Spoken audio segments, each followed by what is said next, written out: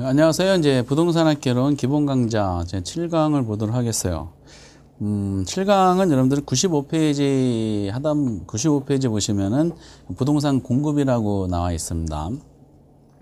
그 표현에 말씀드렸던 것처럼 이제 수요보다는 이제 많이 내지는 않지만은 그래도 기본 원리는 알고 계셔야 됩니다. 공급이 안 나오는 건 아니기 때문에. 먼저 거기 책에 그 공급하고 공급량 해서 공급의 개념이 설명이 한 줄로 쭉 돼 있어요. 바로 밑에 줄에. 그 판매하고자 하는 욕구를 공급이라 한다. 그런데 95페이지의 내용은 안 보셔도 돼요. 왜냐하면 수요하고 똑같기 때문에 그렇습니다. 그러니까 수요의 개념하고 성격을 논한 적이 있었죠. 수요란, 공급은 공급이란 하시면 돼. 근데 수요는 구매 소비자들이, 공급은 생산자들이 그 일정 기간 동안에, 공급도 일정 기간 동안에, 그래서 공급은 수요랑 마찬가지 유랑 개념이구나. 그리고 이제 수요는 구매하고자 하는 욕구인데 요거는 생산하고자 하는 욕구예요. 하고자란 말이 돼 있죠. 공급도 그래서 사전적 개념이라는 거야. 그래서 공급자들이 공급하고자 하는 양하고 그리고 그 실제로 공급한 양은 반드시 일치하지는 않습니다. 어쨌든 사전적 개념. 구매하고자 하는 욕망이듯이 공급도 생산하고자 하는 욕망이야. 그 욕망이 이제 그냥 욕망이 아니라 생산 능력이 동반된 욕망입니다. 그래서 이걸 뭐라 그런다? 유효 공급이라 그렇습니다. 똑같죠? 수요랑. 그리고 공급량도 주어진 가격에서 생산자들이 일정 기간 동안에 공급하고자 하는 최대 수량이야. 공급자들도 최대 수량, 수요도 최대 수량이었잖아요. 수요량과 공급량은 둘 다 최대 수량이라고 알아두셔야 됩니다. 공급자들이 최대 수량인 이유는 소비자들은 구매하는 소비 목적이, 소비자들의 소비하는 목적이 효용을 극대화하는 거죠. 근데 공급자들의 목적은 이윤을 극대화하는 겁니다. 그래서 기본적으로 많이 팔고 싶어요. 그렇죠? 많이 팔아야지 매출액이 증가해서 이윤을 기본적으로 늘릴 수가 있다. 이런 논리입니다. 그래서 수요와 공급은 둘 다 성격이 지금 똑같았어요. 둘 다 유량이고 사전적 개념이고 능력이 동반된 거니까 유효수요, 유효공급이고 둘 다 최대 수량 이렇게 표현을 하셔야 됩니다. 이것은 그래서 성격은 이제 여러분들이 공부하실 필요가 없어요. 똑같기 때문에. 그리고 이제 우리가 수요에서 공부하실 때 흐름을 잘 생각해 보세요. 수요 함수, 수요 법칙, 수요 곡선, 수요량의 변화, 수요 변화, 그리고 수요 변화 요소 이렇게 잡았잖아요. 공급도 똑같습니다. 공급도. 그래서 이제 먼저 거기 그다음 96페이지부터 나오죠. 공급 함수가 있어요. 공급 함수도 마찬가지야.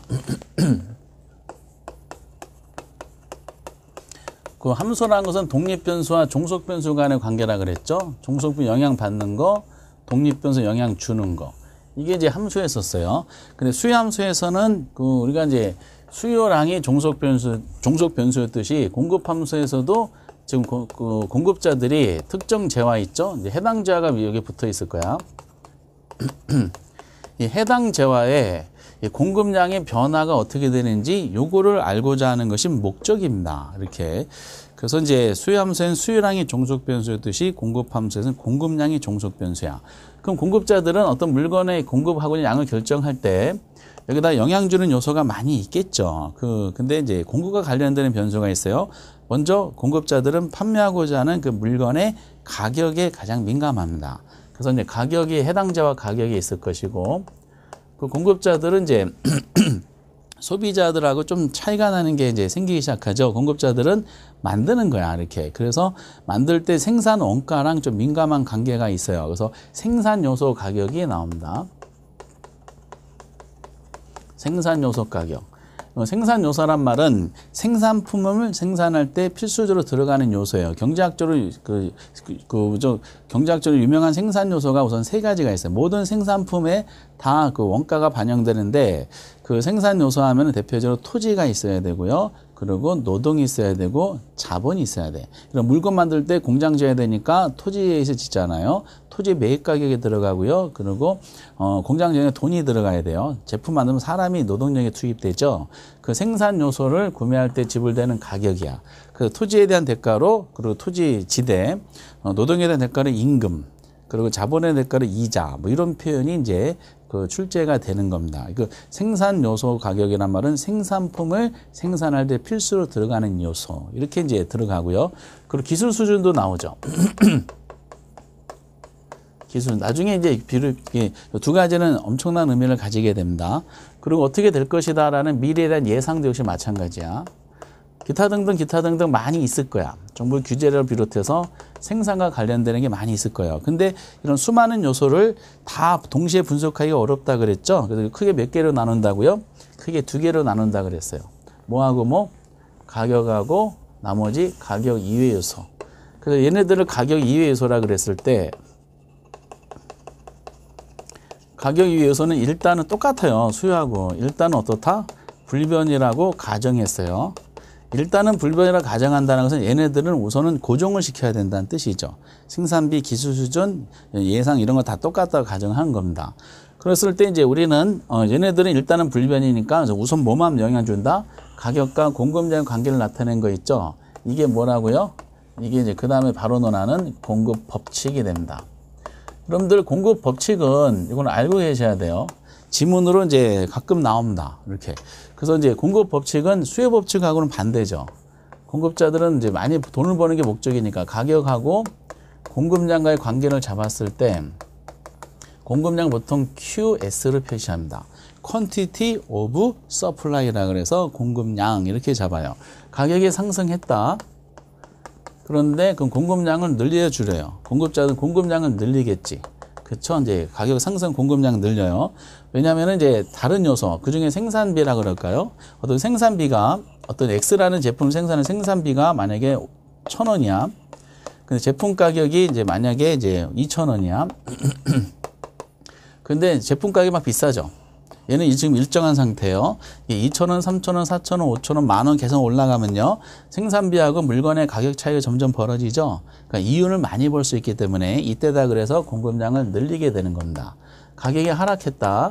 공급량을 어떻게 해야 돼요? 공급량을 줄일 수밖에 없겠죠. 그냥 제품 가격이 점점 떨어지면 이윤이 점점 작아지잖아요. 그러다가 제품 가격이 생산비보다도 더 떨어지면 생산을 중단하게 돼 있어요. 그래서 이윤이 점점 줄어들다 보니까 다른 이 물건을 생산했던 기업들이 다 시장에서 빠져나가면서 생산량이 점점 줄어들게 됩니다.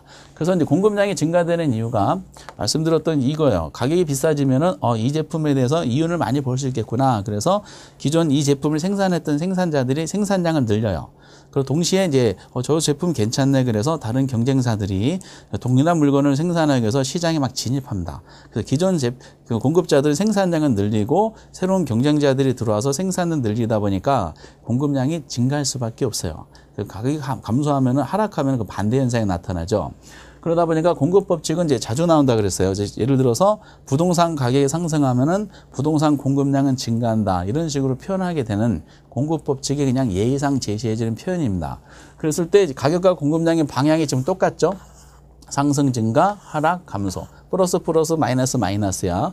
가격과 공급량과의 정해 관계. 이 정해 관계는 가격과 공급량이 동일 방향으로 움직인다는 뜻입니다. 동일 방향으로 움직인다는 걸 비례관계다라고 표현하는 경우도 있습니다. 이거를 우리가 뭐라 그런다? 공급 법칙이다. 그렇게 표현합니다. 공급 법칙을 이거를 그 경제학자들이 그림으로 표현하기 시작했어요. 그 나온 게 공급 곡선입니다. 그럼 공급 곡선의 모양도 잘 알아두셔야 돼. 그러면 수요 곡선의 모양이 오향으로 그렸었잖아요. 공급 법칙을 구현하다 보면은 중축에다 똑같이 가격 잡고 횡축에다 공급량을 잡아요. 그럼 가격이 제품 가격이 P0 상태에서 공급자들은 여기까지 공급할 의사가 있었더라. 이게 A점. 가격이 P2로 올라가다 보면 공급자들은 이때다 그래서 생산량을 늘려요. Q2로 B점. 가격이 P1으로 하락하면은 공급자들은 공급량을 줄여요. C점. 그 A, B, C를 연결하면은 이러한 모양이 나타나죠. 이 모양이 무슨 모양이야? 우상향 형태가 됩니다. 우상향. 그래서 공급곡선의 모양은 수요하고 반대이기 때문에 우상향이 돼요. 그래서 여러분들이 공급곡선 모양도 알아두셔야 됩니다. 즉 공급 법칙하고 공급곡선의 모양을 잡으셔야 돼. 그래서 이제 수요 법칙은 가격과 수요량이 반대 방향, 공급 법칙은 가격과 공급량이 동일 방향. 이걸 표현을 하는 걸 알고 계셔야 되고요. 수요곡선 모양은 우하향, 공급곡선 모양 우상향. 이 형태는 앞으로 끊임없이 이제 반복이 될 겁니다. 그런데 지금 이제 여기까지가 지금 뭘 논한 거냐면은 얘는 공급 법칙을 구현한 것이 공급곡선 모양을 이렇게 잡아봤어요. 그래서 공급함수, 공급법칙, 공급곡선이야. 근데 공급량이 변한 것은 가격에서 공급량이 변한 걸 논한 거죠. 그러면 이제 그 다음에 똑같은 논리야. 그럼 가격만 영향 주냐? 그렇지 않잖아. 가격 외에 다른 요소도 영향 줄 거 아니야. 다른 요소들이 공급량에 영향을 미치게 됩니다. 그럼 가격에서 공급량이 변한 거하고 그 가격 이외 요소가 의해서 공급량이 변한 것을 공급량이 변화된 걸 표현하는 방법이 다를 거 아니에요. 그래서 이거를 우리가 수요 쪽에서는 수요량의 변화, 수요 변화 하듯이 공급에도 똑같은 논리가 나와요. 그래서 97페이지에 보면 유명한 공급량의 변화하고 공급의 변화가 생기게 되는 겁니다. 그래서 이제 앞에 공급량의 변화, 공급의 변화 중에 그 개념을 논했을 때 이제 이거를 수요 쪽에서 수요라고 한 걸 공급으로 한번 바꾸면 모든 게 해결이 돼요. 그 다음 페이지에 보면 공급량의 변화 그림이 나와 있고 밑에 공급의 변화가 그림이 나와 있는 겁니다. 그래서 이제 요거를 우리가 이제 공급 법칙 그대로 구현한 것이 공급량의 변화다. 그 공급량의 변화는 이제 그 그림을 그대로 구현하면 이런 모양이 나타나죠. 지금 공급량이 변했잖아요. 원인이 뭐다? 해당자와 가격이 변한 거야. 똑같아요. 그래서 우리가 수요량의 변화에서 했던 것처럼 공급량의 변화는 원인이 뭐죠? 해당자와입니다. 해당자와. 책이 자꾸 당연화되는데 당연히 일본식 표현이에요. 우리는 해당으로 이제 바뀐 지가 오래됐다 그랬어요. 그래서 해당자와 가격이 변해서 공급량의 변한 걸 어떻게 표현해요? 곡선상에 존재하는 점의 이동을 나타내는 거, 이걸 공급량의 변화다. 원인은 딱 몇 가지 있겠어? 하나가 있어. 이건 뭐다? 해당자와 가격이야. 해당자를 문제상에 제시해 준다 그랬어요. 그런데 가격 외에 다른 요소가 영향요소 변하는 거를 얘를 공급의 변화라 그럽니다. 동일한 내용으로 해석하시면 돼. 공급이 변하려면 가격은 묶어놔야 돼. 얘는 변하지 않는다. 그래서 그럼에도 불구하고 이제 우선 공급선이 우상의 형태를 잡았었어요. 가격이 변하지 않아. 제품가격은 그대로인데 예를 들어서 생산비가 하락했어. 가격은 그대로 생산비가 하락하면 이윤을 더 많이 볼 수 있잖아요. 그러면은 기존보다 공급량을 더 늘리게 됩니다. 이게 늘어났네. 공급량이 늘어났네. 근데 이걸 어떻게 표현해요? 곡선 자체가 우측으로 표현했죠. 곡선 자체가 우측으로 이동했어요. 이거를 뭐라 그런다? 공급이 증가했다 그럽니다. 근데 제품 가격은 그대로인데 생산비가 올라가는 경우가 있어요. 기술 수준이 퇴보됐다든지 그러면은 기존보다 공급량이 줄어들 수밖에 없습니다. 그 지점을 요 지점이라고 그럴까요? 그럼 이것도 마찬가지로 곡선이 요 가격은 그대로고 다른 요소 때문에 공급량이 줄은 걸 나타내려면은 우상 형태를 가진 곡선이 이렇게 좌측으로 이렇게 움직이는 모습이 나와야 됩니다. 이렇게 움직였죠? 여기 있던 이쪽으로 움직였더니 공급량이 줄어들었잖아. 이거를 좌측으로 이동했다 그럽니다. 이거를 공급이 감소했다라고 표현하는 거죠. 그래서 공급의 변화가 수요의 변화처럼 똑같이 정의하면 돼요. 공급의 변화는 해당자는 영향 주지 않았죠? 굳이 판서해드릴 필요가 없을 정도야. 공급의 변화는 해당자와 가격 이외에 저 다른 요소가 변한 거야. 다른 요소에 의해서 공급량의 변한 걸 어떻게? 곡선 자체의 이동으로 나타내는 거죠. 자체 이동인데 우측 이동한 것은 증가, 좌측 이동한 것은 감소로 표현하게 되는 겁니다. 이것이 이제 공급의 변화가 되는 거예요. 그래서 마찬가지로 이 두 가지를 구별하는 방법은 해당자가 뭔지만 잘 알아두시면 돼요. 문제상에 제시하는 해당자. 즉 예를 들어서 28회 때처럼 공급량의 변화와 공급의 변화를 구분하는 문제가 나왔었어요. 그러면 거기 이제 근데 그게 뭐냐면은 해당자를 아파트 주어졌어. 아파트의 공급량의 변화, 공급의 변화. 그러면 딱 하나가 공급량이 하나가밖에 없겠죠. 해당자가 아파트니까 아파트 가격의 변화가 공급량의 변화고 나머지 요소는 전부 다 공급의 변화. 이렇게 이제 표현하게 됐던 겁니다. 그런데 역시 이 두 가지를 구별하는 것보다는 어느 게 더 많이 나오겠어요? 공급의 변화를 일으키는 요소가 많이 나오겠지. 그럼 가격 말고 다른 게 영향을 줬네.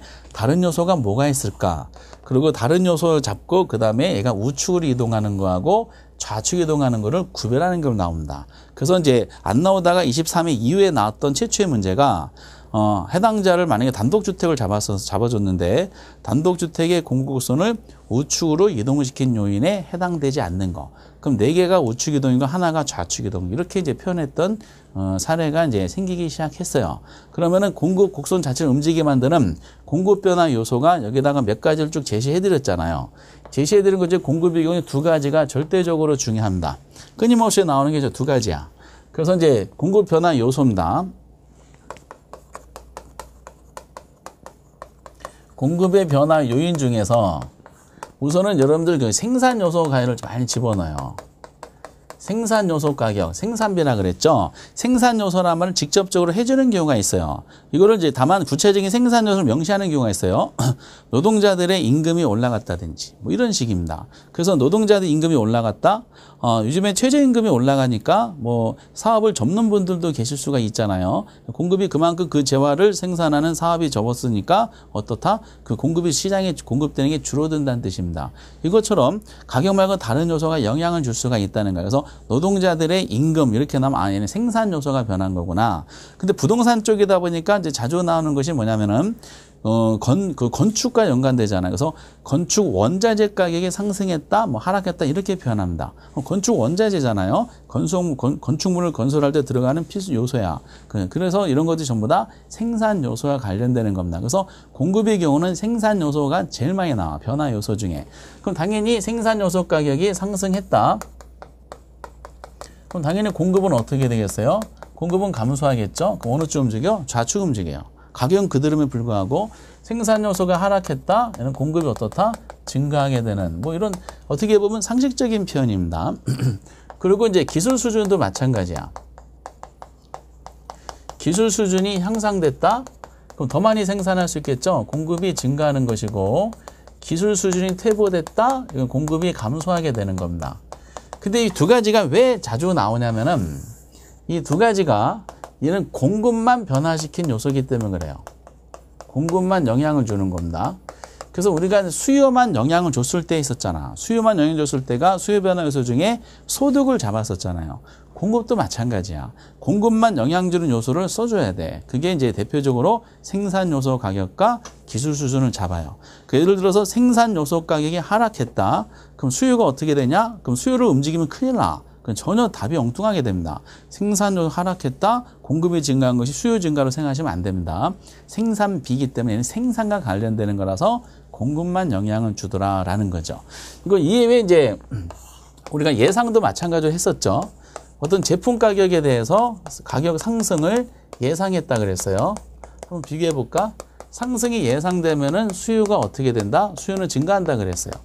그렇죠? 왜냐? 소비자들은 올라갈 걸 예상하면은 오르게 미리 사려는 생각이 있습니다. 근데 공급자들은 어떻게 될까? 지금 우리가 공급을 하는 거거든요. 이쪽에서는. 공급은 감소합니다. 공급하는 사람 입장에서는 자기가 소유하고 있는 물건의 가격이 앞으로 올라갈 거 예상하잖아요. 안 팔아. 그래서 오른 다음에 팔려고 그럽니다. 그래서 공급이 감소한다라고 하셔야 됩니다. 이렇게. 근데 어떤 분들은 그렇게 생각하시더라고요. 그 기존 주택 경우는 그 당연한 거 이해가 된다 판단하십니다. 즉 기존의 주택을 소유하신 분들이 가격이 올라갈 거 예상하면은 강남 지역 같은데 그런 일이 많이 발생하죠. 물건을 내놨다가 올라갈 거 예상하니까 물건을 다 회수하는 일이 발생할 수가 있어요. 공급을 줄인다는 뜻이야. 근데 신규 주택은 다르지 않습니까? 이라고 하더라고요. 건설에서 가격 올라가고 예상하면은 건설을 많이 할 거잖아요. 하는데 하겠죠. 하지만은 안 팔어. 지어놓고 가만히 갖고 있어. 갖고 있는 다음에 어떻다? 이게 가격 올라간 다음에 그때 생산하는 겁니다. 그래서 공급하고 달라요. 그래서 올라갈 거 예상하면은 공급자들은 물건을 이제 안 팔기 때문에 갖고 있다라는 창고에 쌓아놓겠죠. 그것이 나중에 오른 다음에 시장에 내놓게 되기 때문에 지금 당장은 공급이 줄어든다라고 보시면 됩니다. 이거를 매점 매석이다라고 얘기합니다. 이렇게 그리고 가격이 당연히 하락이 예상되면 전 반대 현상이 나타나죠. 하락이 예상되면 소비자는 안 사잖아. 근데 공급자들은 물건을 증가시키죠. 왜냐? 하락이 예상되면은 부동산을 갖고 있는 사람들은 갖고 있는 것 자체가 큰 고통이야. 지금 현재 가격이 10억이에요. 근데 이게 한 달 전에 100억이었었어. 그럼 90억이나 떨어졌잖아요. 그럼 어떻게 돼? 갖고 있는 게 부담되다 보니까 더 떨어지는 식으로 손해를 덜 보기 위해서 시장에 막 쏟아붓습니다. 공급이 증가되지. 그 예상에 대한 부분을 의외로 헷갈려하는 분이 계십니다. 이렇게. 그래서 예상은 수요도 나오고 공급도 나와. 그래서 예상이란 부분은 수요와 공급에 둘 다 영향 미치는 대표적인 요소거든요. 그런데 서로 의사결정하는 것이 반대로 움직이게 돼 있어요. 요거에 대한 논리가 나오게 됩니다. 그리고 이제 그 다음에 이제 그 다음 게 문제인데 우리가 수요 쪽에서 책에는 그게 설명이 돼 있어요. 수요 쪽 책에 보니까 99페이지에 그 공급 변화 요소, 좌측의 아파트 매매 시장 그건 전혀 필요가 없고요.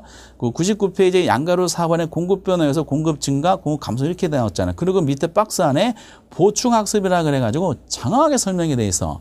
그럼 무시하셔도 돼. 이거는 앞에 수요하고 공급의 대체제 보완제를 쭉 설명한 겁니다. 근데 여러분들이 꼭 공부하실 때 대체제 보완제는 수요 쪽으로 집중적으로 정리해 주셔야 돼. 공급의 경우는 아직까지 제대로 나온 적이 없어요. 출제위원이 대체제 보완제는 수요 쪽으로만 해도 지금 부담된다고 판단하는 것 같아. 그래도 한번 공급을 한번 보는 겁니다. 공급의 경우에 대체제 보완제를 논하면은 예를 들어서 공급면이야. 그러니까 대체제 보완제를 논할 때는 공급면 수요인지 명시해줘. 균형 문제 할 때 대체제 가격이 상승했다라고 합니다. 그럼 해당제와 공급은 어떻게 되냐라는 논리야.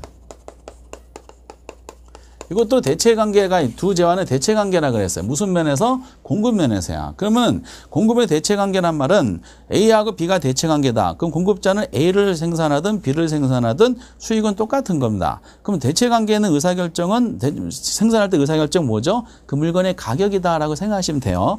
그럼 해당자와 공급은 어떻게 된다? 얘는 증가가 돼요. 아니 감소가 됩니다. 수요하고는 반대죠. 그러니까 수요 쪽에 대체가 상승하면은 대체제 이제 그 해당자와 수요는 늘어난다 그랬어요. 이거 흐름상 잘 보시면 돼. 대체제 가격이 상승했어요.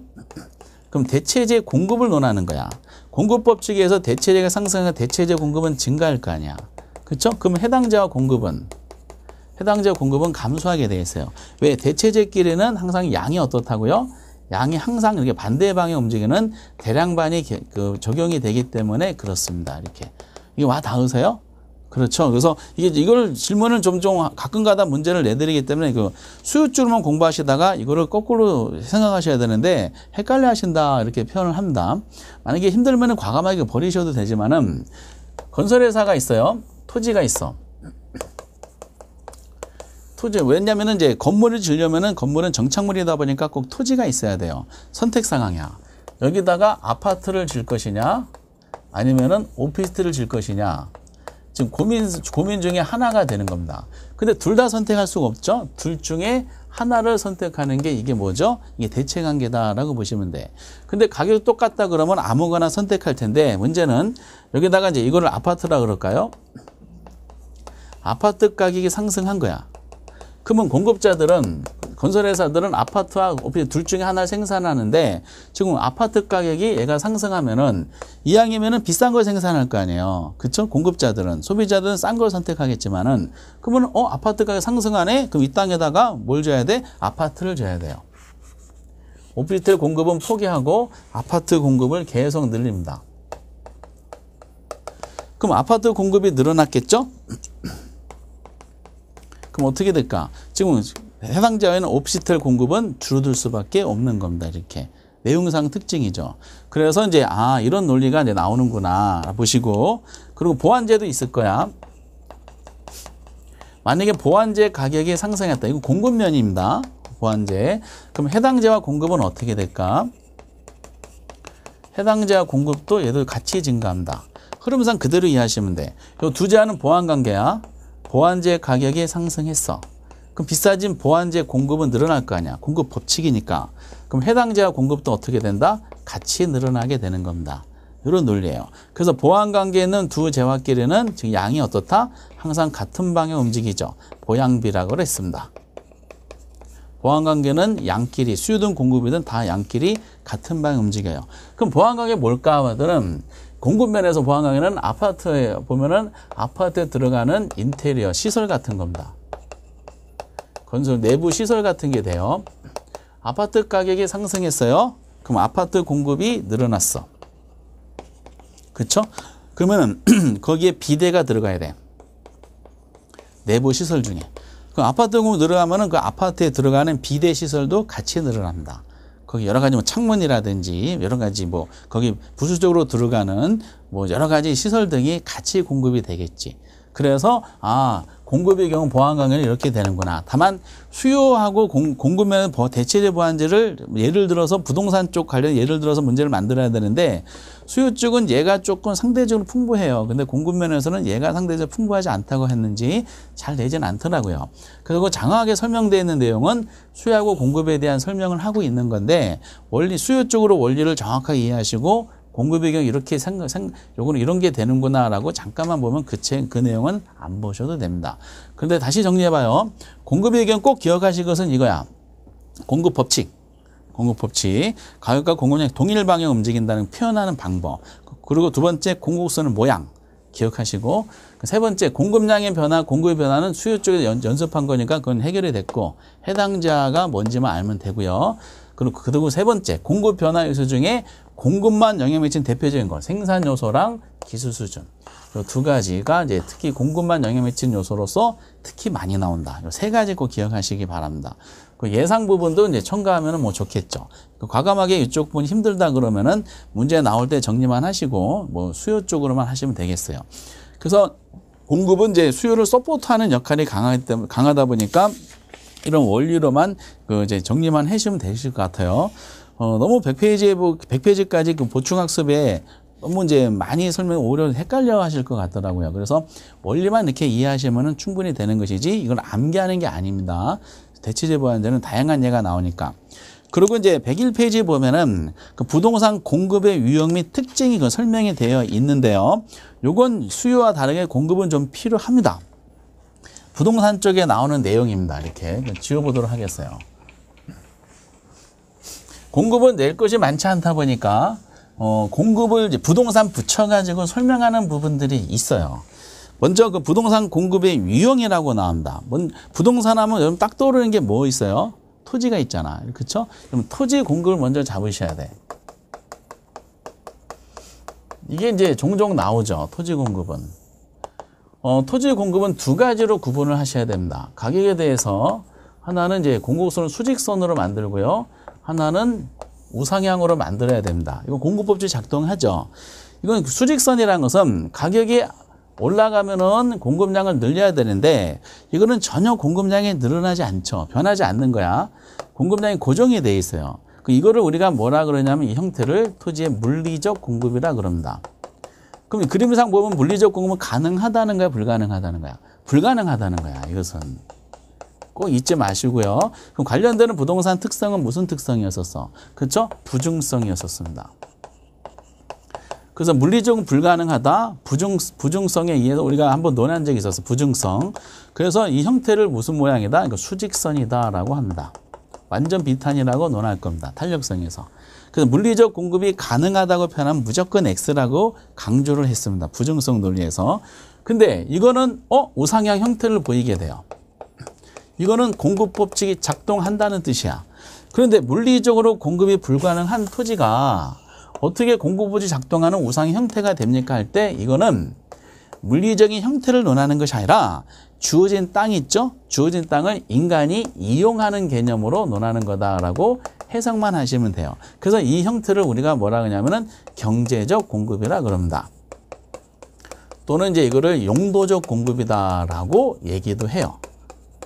물리적 공급은 불가능하지만은 경제적 또는 용도적 공급은 가능하다는 뜻이에요. 이거를 관련되는 부동산 특성에서는 무슨 특성에 있었죠? 그렇죠. 용도의 다양성에서 있었어요. 다양한 용도를 이렇게 가능하다는 뜻이죠. 이렇게. 그래서 이제 물리적 공급 불가능하지만은 경제적 공급은 가능하다. 그래서 모양은 우상향 형태. 여기 더 나갔어요. 한 번은 여러분들 24회 때 기출문제 보면은 용도의 다양성으로 인한 경제적 공급의 우상향 형태잖아. 공급선 모양. 이거를 우하향이라고 표현한 적도 있었어요. 황당무계해. 요거는 종종 자주 나와요. 탄력성하고도 연관성이 있게 언급이 됩니다. 그래서 토지의 물리적 공급 꼭 불가능하다는 거를 잊지 마시라고 다시 한번 강조해 드립니다. 토지 공급은 이렇게 돼. 그래서 만약에 토지의 물리적 공급이 가능한 경우도 있다라고 하면 무조건 X가 된다는 걸 강조해 드리도록 하겠어요. 그 주의사항은 토지의 물리적 공급은 단기하고 장기가 전혀 의미가 없어. 단기든 장기든 다 물리적으로 불가능하다는 논리입니다. 이것도 이제 문제를 내면 좀 틀려. 즉 토지의 물리적 공급은 단기적으로는 불가능하나 장기적 가능하다 함정에 빠지는 거야. 절대로 불가능합니다. 더 나가서 그 물리적으로 공급이 불가능한 것이 아니 경제적으로 가능한 경우가 어떤 경우죠? 그 예에 대해서 물어본 적이 있었어요. 예에 대해서. 이건 흔하게 나오는 건 아닙니다. 예를 잠깐 참고하시면 아 이런 거구나. 그 예에 대해서 뭐 여쭤봤을 때 가장 대표적인 것이 토지와 관련되는 개발이야. 개발 관련되는 거. 그래서 이제 우리가 언론에 나오는 토지 관련되는 개발은 전부 다 물리적 공급이 아니라 경제적 공급이라 알아두세요. 뭐 택지 개발이라든지 또 농지 개발이라든지 전부 다 이게 다 뭐예요? 전부 다 용도잖아. 택지, 농지. 그렇죠. 그리고 공유수면을 매립하는 거. 아까 예를 들었던 이거죠. 공유수면 매립하는 거. 바다를 매립해서 육지로 만드는 것은 바다라는 용도로 이용하던 거를 육지 용도로 바꾸는 용도 전환입니다. 이렇게. 그래서 이게 전부 다 경제적인 공급인데 자꾸 요거를 물리적 공급이라고 연결을 시키는 시도가 출제원들이 지속적으로 있습니다. 주의하시고. 그리고 이제 용도 변경이죠. 그대로 논한 거. 용도 변경과 관련되는 대표적인 예가 앞에서 우리가 토지 이용하실 때 후부지하고 이행지가 대표적인 예죠. 후보지 이행지가 그래서 특징상으로 얘는 경제적 공급에 해당이 된다. 주거지에서 상업지역으로 전환 중에 있어요. 이거는 이행지잖아. 그쵸? 그러면 이제 전환이 완료되면은 상업지를 바뀌잖아요. 그러면 주거용으로는 땅은 그만큼 줄어들고 상업용 땅은 그만큼 늘어나는 거야. 용도가 변경이 된 거야. 주거용 토지 감소, 상업용 토지 증가. 그러나 전체 땅은 똑같습니다. 물리적 양은 그대로 상태에서 그 안에서 용도적으로 증가 감소가 일어난 겁니다. 그리고 세 번째는 집약적 이용이야. 집약적 토지형이죠. 고충화 현상이라 그랬죠. 토지 양은 그대로야. 토지는 절대로 늘릴 수가 없어. 근데 도시 쪽으로 올수록 인구는 점점 많아져. 그렇다 해서 토지를 나눠서 집 져라 이렇게 할 수는 없잖아요. 그럼 인간이 선택한 방법 중에 토지의 이용 가치를 높이자라는 사고방식이 생기게 됩니다. 그러면 이용 가치를 높인다는 것은 이 한정된 토지가 감당할 수 있는 수요 능력을 키우는 수밖에 없어. 그럼 여기다가 자본 투입량 늘려야 돼. 고층화가 일어나. 1층보다 2층, 2층보다 10층, 10층보다 100층. 층수가 올라갈수록 이 한정된 땅이 감당할 수 있는 수요 능력이 커지죠. 대신에 이 여기 거주하는 사람들이 토지에 대해 소유를 가지고 있죠. 이 민법 시간을 공부하는 구분 소유 개념이 나타나게 됩니다. 그래서 어쨌든 이제 토지의 건물을 높게 지면 질수록 토지가 감당하는 수요 능력이 커지는 거기 때문에 이것도 토지의 이용 수요가 증가를 커버할 수 있는 거네.